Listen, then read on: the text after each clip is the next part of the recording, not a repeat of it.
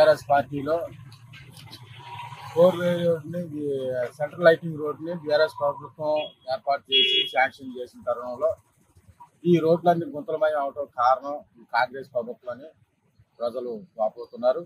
ఈ రోడ్ల పైన ఉన్న ఈ చెత్త చెదారం, ఈ దుమ్ము ధూళికి పిల్లలు కానివ్వండి, స్కూల్ పిల్లలు కానివ్వండి, హాస్పిటల్కి వెళ్ళి పేషెంట్లు కానివ్వండి, రోడ్ల మీద అత్యవసర పరిస్థితులు బయటకు వచ్చిన వారు కానివ్వండి, ఈ దుమ్ము ధూళిలో అత్యవసరమైన పరిస్థితులు వచ్చిన అవసరతలు పడి అనారోగ్యాల బారిన పడి ఎంతో మంది ప్రజలు తీవ్రమైన ఇబ్బందులు పడుతున్నారు.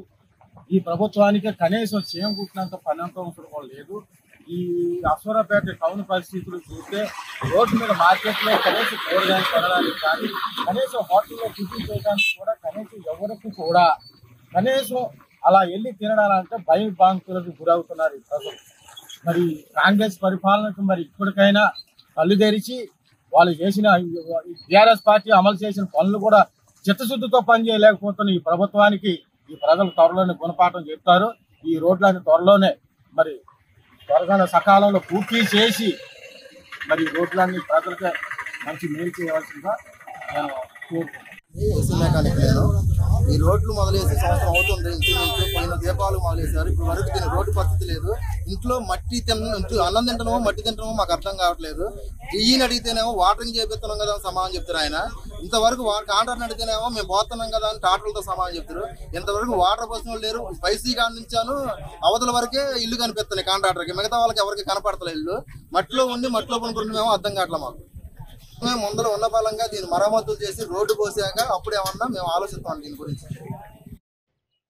అశ్వారావుపేట నియోజకవర్గంలో ఉన్నటువంటి రోడ్లని చూస్తూ ఉంటే నరకానికే రహదారుల్లాగా ఉన్నాయి. ఇవాళ ప్రమాదాలకి నిలయంగా నిలుస్తూ ఉన్నాయి ఈ రోడ్లను చూస్తూ ఉంటే.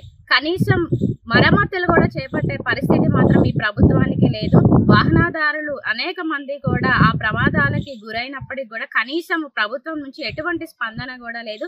స్థానిక ఎమ్మెల్యే గారు కనీసం దృష్టిలో ఉంచుకొని ఇలాంటి రోడ్ల సమస్యలకు వినియోగించాల్సినటువంటి నిధులు ఏవైతే మనకు వస్తున్నాయో అవన్నీ కూడా ఇలాంటి అభివృద్ధి వాటికి సమకూర్చాలని కూడా మేము డిమాండ్ చేస్తా ఉన్నాము.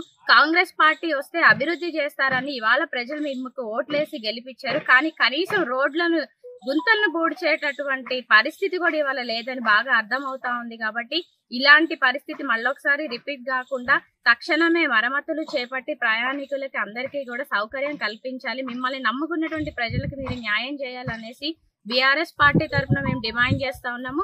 బీఆర్ఎస్ ప్రభుత్వం ఉన్నప్పుడు అశ్వారావుపేటకి సెంట్రల్ లైటింగ్ శాంక్షన్ చేశారు. తర్వాత కాంగ్రెస్ ప్రభుత్వం వచ్చింది. వాళ్ళు వచ్చినప్పుడు నుంచి రోడ్లు పని స్టార్ట్ చేశారు. ఇప్పటి వరకు కూడా 2 ఏళ్లు కావస్తున్నా మాత్రం పని మాత్రం పూర్తి అవ్వలేదు. ఇవాళ ప్రజలు చాలా ఇబ్బంది పడతా ఉన్నారు. ఆ దుమ్ము ధూళిలోనే వ్యాపారస్తులు కూడా ఇబ్బంది పడుతున్నారు. పక్కన ఉన్నటువంటి షాప్ వాళ్ళు కూడా చాలా ఇబ్బంది పడతా ఉన్నారు. ఇదంతా చూస్తా ఉంటే ప్రజలు అనుకుంటా ఉన్నారు మమ్మల్ని 2 ఏళ్లు కూడా చాలా ఇబ్బంది పడి మమ్మల్ని హాస్పిటల్కి పరిమితం చేసేటట్టు ఉన్నారని కూడా వాళ్ళకి ఒక అభిప్రాయం వచ్చేసింది. ఇంకా రానున్న ఈ 3 సంవత్సరాలకు కూడా ఈ సెంట్రల్ లైటింగ్ పూర్తవుతుందో లేదో కూడా చెప్పలేనటువంటి పరిస్థితి ఉంది. ప్రజలు మరీ ముఖ్యంగా అశ్వారావుపేట హెడ్ క్వార్టర్ లో ఉన్న వాళ్ళు బాగా ఇబ్బంది పడుతున్నారు. కాబట్టి తక్షణమే ఆ పనులన్నీ కూడా మీరు కంప్లీట్ చేయాలనేసి కూడా మేము డిమాండ్ చేస్తున్నాం. నా పేరు హేమంత్ అండి. నేను అశ్వారావుపేటలో ఖమ్మం రోడ్లో మహకీంజల్ స్టార్ట్ చేసి ఒక 6 months అవుతుందండి. నేను స్టార్ట్ చేసిన ఒక 1 monthకి నేషనల్ హైవే అండి ఇది. ఇక డైరెక్ట్ మనకి వైజాగ్ వెళ్ళే వెహికల్స్ అన్ని ఇటే వెళ్తాయి. గంటకు వచ్చేసి సుమారు ఒక 100 నుంచి 200 వెహికల్స్ వెళ్తాయి ఒక గంటకు లారీలు. ఇంత జరుగుతున్న 4 నెలలు అయిందండి తవ్విన తర్వాత కనీసం దీని మీద వాటర్ తడపడం కానీ ఆ రాళ్ళు అన్ని ఎగిరొచ్చి మన మొహాలు పగిలిపోయి అద్దాలు పగులుతున్నాయండి. మొత్తం షాప్లో పెట్టిన మెటీరియల్ మొత్తం డ్యామేజ్ అవుతుంది. ఒక్కరు దిశ కాదు కదా, ఇది మొత్తం ఊరి సమస్య. ఇది ఎంతమంది అద్దాలు పగిలేయండి నేను చూపిస్తాను. ఇదే ఒకటే రోడ్లో 5 షాపులు అద్దాలు పగిలేయండి. మెడికల్ షాపులు కానీ రెస్టారెంట్లు కానీ అద్దాలు పెద్ద పెద్ద అద్దాలు పగిలిపోతే మీద పడితే ఎవరికైనా ఏమైనా పరిస్థితి ఏమైతే ఏంటండి? ఎవరి కారణం దీనికి? ఎవరైనా మేము చేసుకున్నారా? మా సొంతంగా మేము చేసుకున్న కాదు ఇది. పబ్లిక్కి మీరు సర్వెంట్లు మీరు చేయాల్సింది పోయిగా తీవ్రంగా ఇబ్బంది పెడుతున్నారు. దేనికి ఇదంతా?